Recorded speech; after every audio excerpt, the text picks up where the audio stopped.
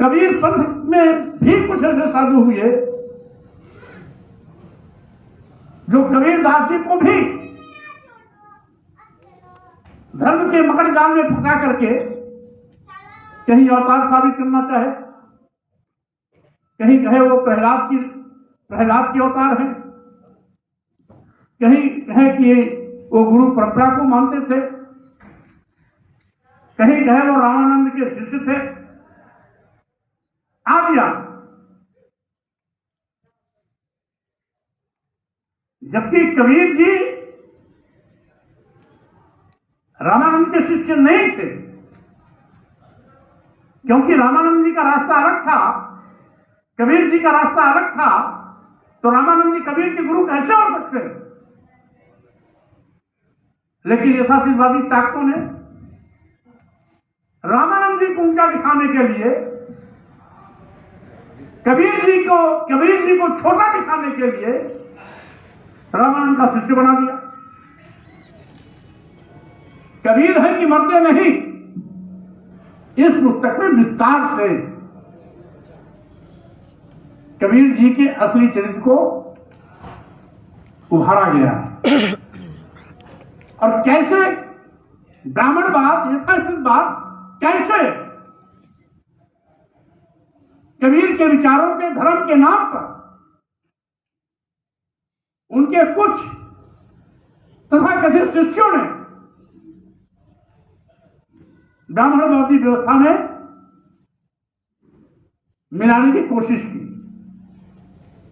हमें परखना होगा, समझना होगा।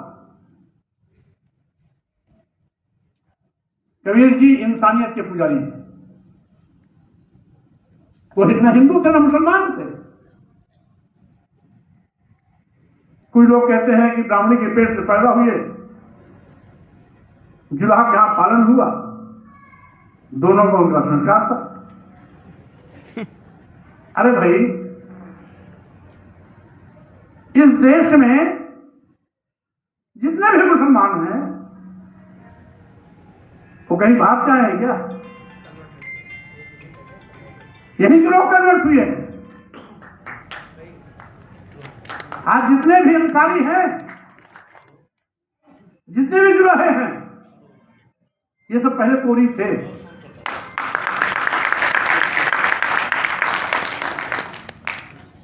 भाई कोरी कपड़ा बुनने का काम करता था, जुलाहा भी कपड़ा बुनने का काम करता है।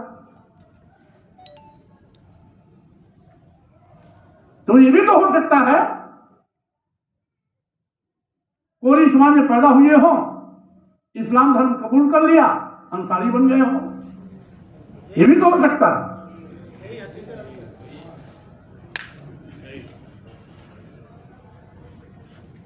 तो इसलिए आज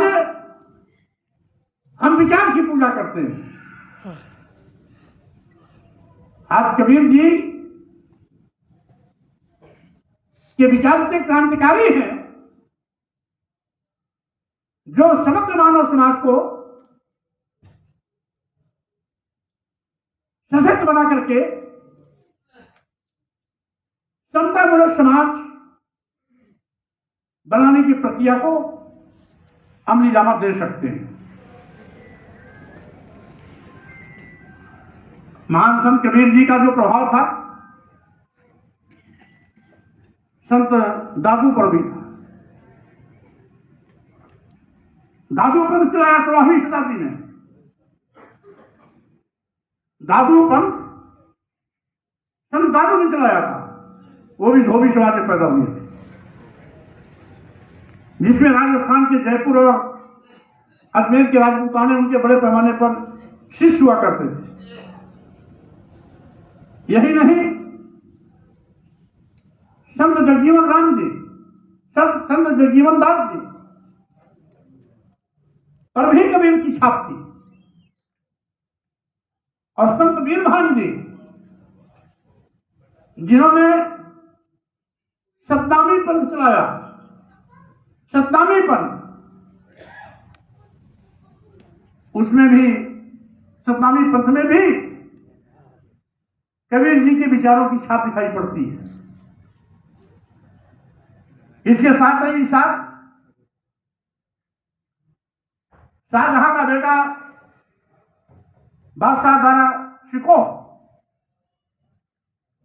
वो भी कबीर जी से प्रभावित था। इसीलिए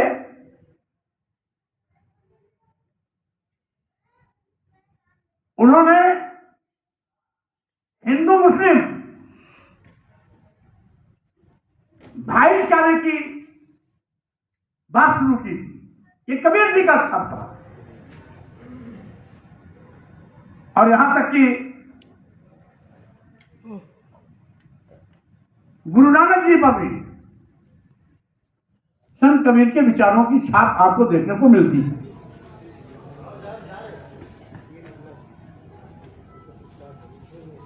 और यही नहीं साथियों,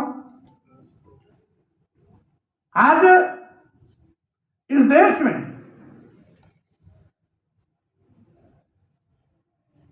जब तक जातिवाद, छुआछूत, ऊंच नीच का खात्मा नहीं होगा, तब तक इस प्रकार के संतों, गुरुओं, महापुरुषों का जमीन पर आना होता रहेगा। एक जाएगा, दूसरा आएगा। और वर्तमान में भी जो सामाजिक परिवर्तन के हमारे महानायक रहे हैं, ज्योतिबा फुले जी के रूप में, छत्रपति शिवाजी महाराज के रूप में, भारतीय संविधान निर्माता बाबा साहब डॉक्टर अम्बेडकर के रूप में, पेरियार रामास्वामी नायकर, नारायण गुरु, संत गाडगे,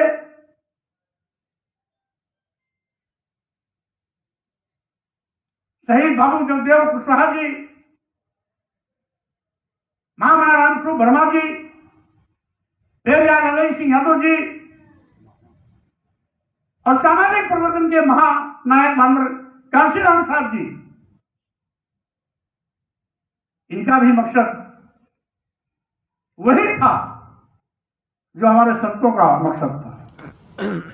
संतों ने समाज की स्थापना ही सबका उद्देश्य था।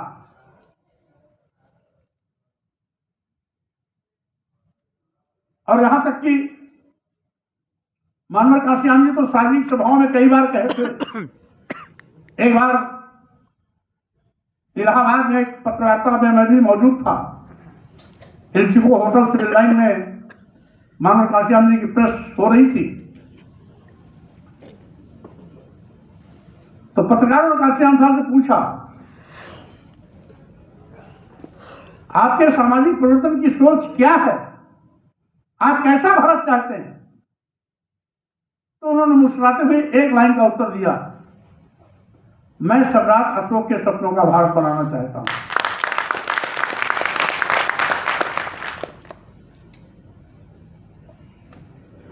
तो स्वाभाविक रूप से